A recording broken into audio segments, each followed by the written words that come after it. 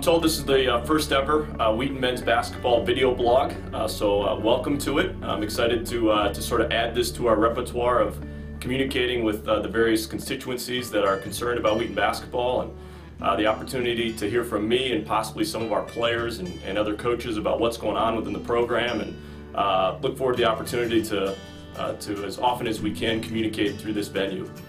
This time of year, like every other coach in the country, I get asked all the time, Coach Schauer, what's the basketball program look like? How's the team going to be? And up until a few days ago, my answer was I have no idea. I hadn't seen us practice, obviously, and we have so many new faces. The big thing is the turnover over the last couple of years in terms of the recognizable names has been significant. Kent Raymond, Andy Wheely, Ben Panner, Jake Carwell, those types of guys are gone, and there'll be a lot of faces and names that that you all haven't heard of, but you will. I'm pretty pleased a few days in with the talent level in the program. I've answered that question a couple of ways, and it really depends on the perspective you want to have about where the program is. The program itself is in better shape today than it was a year ago. The talent level in the program, the depth of talent is stronger today than it was 12 months ago. So the health of the program is very strong. I feel very good about where the program is headed. The fact that the vast majority of our most skilled people return for at least 2 seasons is very exciting to me. Where we will be in the next 4 months is a little tough to predict. We have so many new faces of people that still don't exactly know what color jerseys they're supposed to be wearing. We had to pause practice yesterday because somebody couldn't get the jersey flipped over in a timely fashion. We had one freshman get kicked out of a drill yesterday because he can't count to 3. Those types of things are going to be a reality when you have a young team, and so add to that the reality that I don't think it's a great year to be young. The vast majority of the best teams in our league are not only talented, as they always are, but they're very experienced. To sort of put in context where I think we are is we're similar a little bit to where Carthage was a year ago, in that we have clearly one of the best players in the country in Tim McCrary, and then we're surrounding him with a lot of inexperienced people by and large, and the question will be, how does that mesh and gel?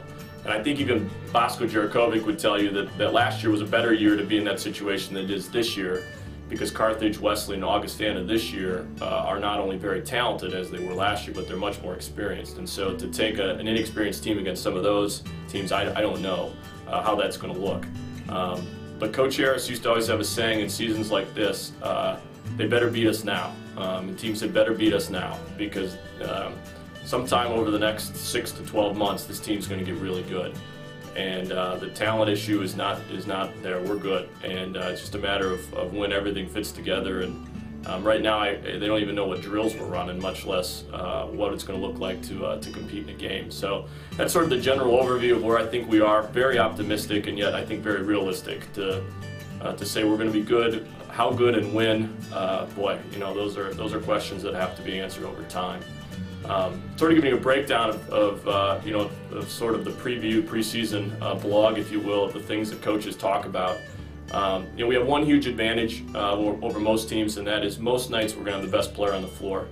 Tim McCrary is going to go down as being as good a player as ever put a jersey on here. He just does so many things so well. That's a huge advantage, and he continues to practice that way, and no real issues there. Andrew Johns, the other recognizable name, has been who he is. He's consistent, plays hard every day, just plays well every day. He's Andrew. So the recognizable names are what you would expect them to be.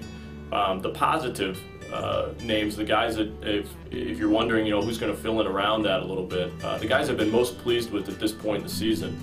Spencer Schultze, who's a 6'7" forward from Grand Rapids, who got minutes last year, but really now has elevated into a situation where he's got to perform at a high level. Has actually been one of our better players recently in practice, and is doing things defensively that he wasn't doing a year ago. So Spencer's got the opportunity to really elevate. And then we've got a couple new players. Jeremy Fletcher, who's not new, but new to me, is back and will actually perform at a higher level than I think he did as a freshman. And then John DeMoss is about as prepared a freshman to play right away as I've had. John's going to make a really positive contribution to our season.